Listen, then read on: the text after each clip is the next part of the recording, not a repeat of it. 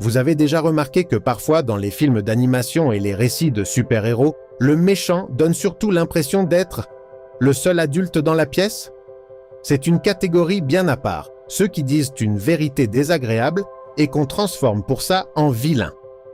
Aujourd'hui, on a 5 personnages qu'on a envie de condamner et de comprendre en même temps, parce que sur certains points, ils ont raison, et parfois, à un point tel que les scénaristes sont obligés d'activer le mode « Bon, faisons-lui commettre quelque chose d'horrible, sinon le public va commencer à être d'accord avec lui. » C'est parti.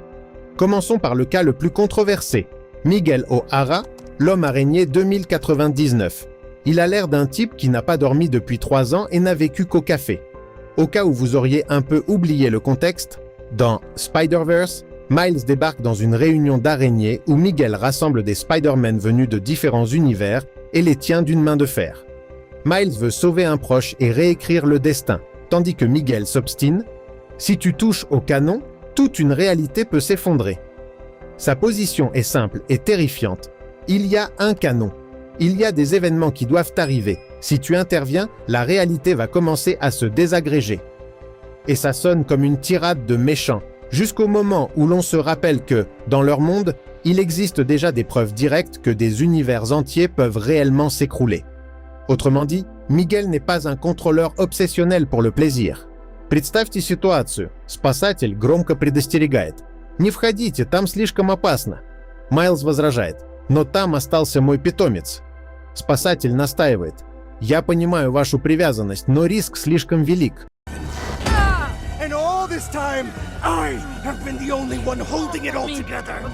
В чем логика Мигеля? Он стремится предотвратить масштабный сбой.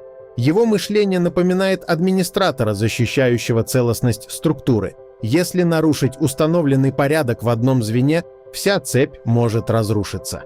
Где его позиция становится спорной? Он превращает неизбежное событие в сухой протокол, и у него есть на то основание. Утверждение «потеря близкого неизбежна ради общего блага» звучит как суровая необходимость судьбы.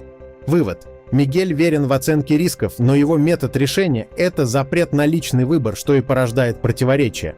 В реальности это напоминает конфликт, где один сосредоточен на своей личной драме, а другой несет ответственность за стабильность всей системы. Exemple classique. Quand, à cause du risque d'un accident majeur ou d'une épidémie, on impose des restrictions sévères.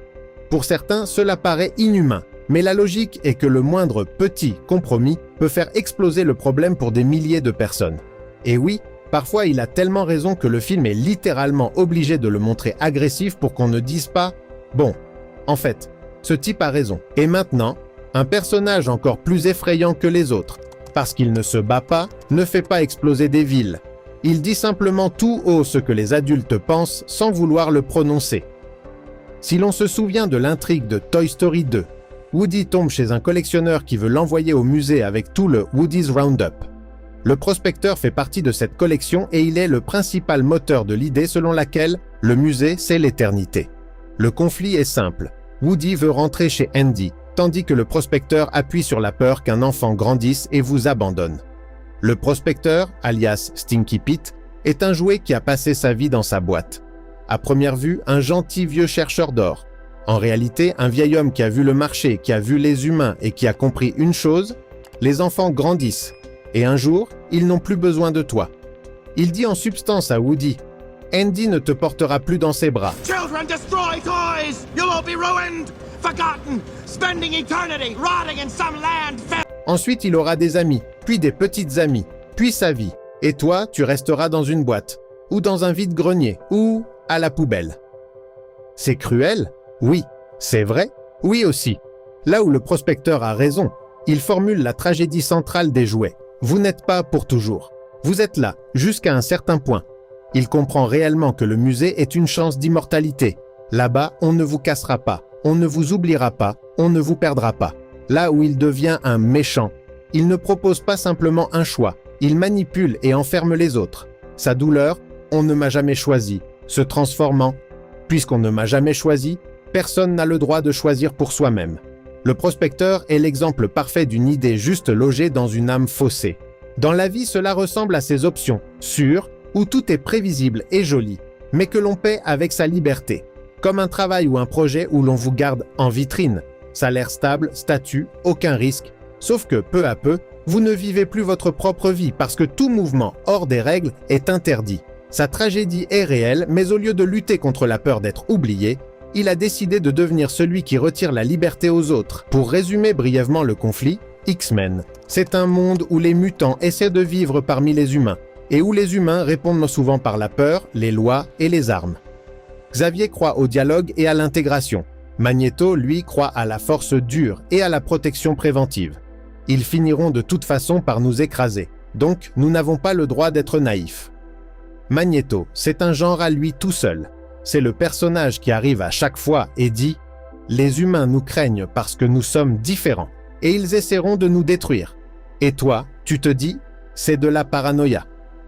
Puis, dans l'histoire, les humains se mettent réellement à construire des robots, des camps et une loi sur l'enregistrement des mutants. Magneto n'est pas un méchant. C'est un traumatisme historique qui a appris à parler. Là où il a raison, il comprend la mécanique de la peur. La société cherche toujours des autres dangereux. Il voit bien que, si nous sommes simplement gentils, on nous acceptera. Ça ne marche pas toujours. Parfois, on ne vous rejette pas parce que vous êtes mauvais, mais parce que vous êtes une cible commode. Là où il bascule dans la méchanceté, il commence à croire que la seule réponse possible est la domination. Il remplace protéger les siens par punir les autres. Magneto a raison dans son pronostic. Il se trompe dans sa conclusion. Il pense que si le monde est cruel, alors il faut devenir cruel le premier. Et c'est terriblement reconnaissable, parce que c'est ainsi que naît le cercle. La peur engendre la violence, laquelle engendre une violence en retour, laquelle justifie la peur. Dans le monde réel, cela rappelle l'expérience de groupe que l'on a considéré pendant des années comme dangereux par défaut. Quand une société est sous tension, crise, attentat, guerre, les premiers à souffrir sont souvent ceux qui sont différents. Il est plus facile de les contrôler et plus simple de leur faire porter la faute. Et dans ce contexte, la position de Magneto sonne de manière inquiétamment familière. Les promesses ne nous protégeront pas, seul un rapport de force le fera. Passons maintenant de la philosophie à quelque chose de très concret. Au cas où vous auriez oublié de quoi parlent nos voisins les hommes, le raton laveur RJ s'endette et pour rembourser, vole de la nourriture à un ours. Ensuite, il convainc les animaux de la forêt d'emprunter aux humains. Et toute l'histoire devient une chaîne de vol, de panique et de tentatives désespérées pour s'en sortir. Le conflit autour de Vincent est extrêmement simple. On l'a volé. Il veut récupérer ce qui est à lui et punir le voleur. Vincent est un ours qui voulait simplement dormir et manger. Puis un raton laveur arrive et fait ce que, dans n'importe quelle autre histoire, on appellerait un braquage. Et pas du genre « Oups, j'ai pris une baie par accident ». Non, il emporte toutes les réserves. Puis, oui, il recommence. 2 fois. Et Vincent devient le méchant. Alors qu'en réalité, c'est le propriétaire qu'on a dépouillé. Et il a simplement dit « Rendez-moi ce qui m'appartient ». Là où Vincent a raison, il a un droit fondamental, ne pas être volé. Sa réaction n'est pas le mal, mais quelque chose de logique. Si on vous enlève une ressource, vous devenez agressif. C'est de la biologie, pas de la morale. Là où il en fait déjà trop, il ne veut pas seulement récupérer ce qui est à lui, il veut écraser le coupable à n'importe quel prix. Et c'est là qu'apparaît une mécanique bien connue. La justice se transforme en vengeance et la vengeance en obsession. Mais honnêtement, le moment le plus drôle de cette histoire, c'est que le spectateur pense instinctivement « c'est le raton laveur, c'est le héros, donc c'est forcément le gentil ». Alors qu'en réalité, c'est un héros qui a accompli un acte très peu héroïque, voler un ours et entraîner tout le monde dans ses problèmes. Et c'est l'ours qui passe pour le coupable. Logique de dessin animé. Dans le monde réel, cela ressemble aux situations où quelqu'un justifie un vol ou une fraude en disant « j'en avais besoin ». La personne à qui l'on a pris quelque chose voit les choses plus simplement. Tes problèmes ne te donnent pas le droit de me présenter la facture. Et c'est là que Vincent devient soudain le personnage le plus compréhensible de toute l'histoire. Et nous terminons avec celui qui brise le cœur, Tai Lung. Si l'on rafraîchit l'intrigue, depuis l'enfance, Tai Lung a été élevé comme le futur guerrier dragon. Il a travaillé comme un forcené pour obtenir le rouleau et la reconnaissance. Mais Oogway le lui refuse, et le rêve sur lequel reposait toute son identité s'effondre en 1 seconde. Le conflit vient de là. You knew I was the Dragon Warrior. You always knew. Po reçoit une chance en partant de 0, tandis que Tai Lung est quelqu'un à qui l'on a promis pendant des années une place au sommet, avant de la lui retirer au dernier moment. Ce n'est pas « il est né mauvais », c'est « on l'a élevé comme l'élu ». Pendant des années, on lui a répété « Tu es grand, tu es digne, tu es l'avenir ». Il a vécu pour un seul but, et puis on lui a dit « Non, tu ne l'auras pas ». Sans véritable explication, sans préparation, sans aide pour traverser cela, juste « Non ». Et c'est tout. On a programmé quelqu'un depuis l'enfance pour la victoire, puis on lui a retiré sa batterie. Là où Tai Lung a raison, le système est réellement coupable. On ne peut pas élever quelqu'un comme le seul digne, puis s'étonner qu'il se brise quand on lui enlève son rêve. Shifu, en tant que maître, porte une responsabilité. Il ne lui a pas seulement appris à se battre, il a façonné le sens même de sa vie. Là où Tai Lung devient un méchant, il décide « Si l'on m'a refusé cela, je le prendrai par la force ». Et il commence à tout détruire, y compris ceux qui ne lui ont personnellement rien fait.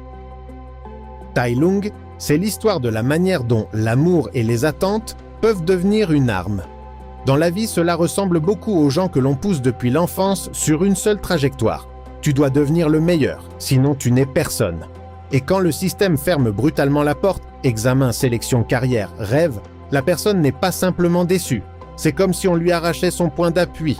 Tai Lung incarne l'aboutissement radical de ce récit. Il a été façonné comme une grande ambition, puis cette ambition a été soudainement révoquée, ce qui a conduit à une réaction vive et imprévue de sa part. C'est également une illustration de la manière dont une décision mal avisée d'un guide peut engendrer une situation critique. Qu'est-ce que tous ces personnages ont en commun? Ils n'ont pas tort, surtout. Ils ont raison sur le point de départ. Miguel a raison de dire que le chaos brise le monde. Le prospecteur a raison de dire qu'on finit par nous oublier. Magneto a raison de dire que la peur de la société peut devenir mortelle. Vincent a raison de dire qu'un vol reste un vol, même quand c'est le héros qui le commet. Tai Lung a raison de dire que le système a fabriqué un monstre puis a fait semblant que ce n'était pas son problème. Mais ensuite, chacun fait un pas de plus. Puisque le monde est injuste, alors je serai injuste en retour. Et c'est à cet instant qu'ils perdent, non pas parce qu'ils sont faibles, mais parce qu'ils choisissent une voie après laquelle on ne peut plus les appeler des gens qui avaient raison. Et cela arrive tout le temps dans le monde réel. Combien de fois répondons-nous à l'attitude de nos proches par de la brutalité, en franchissant les limites morales, puis en obtenant ensuite un comportement encore pire qui semble confirmer que cette personne est réellement mauvaise? C'est une pierre d'achoppement pour beaucoup de monde, et les films d'animation nous montrent que même les méchants ont des raisons d'être devenus ce qu'ils sont.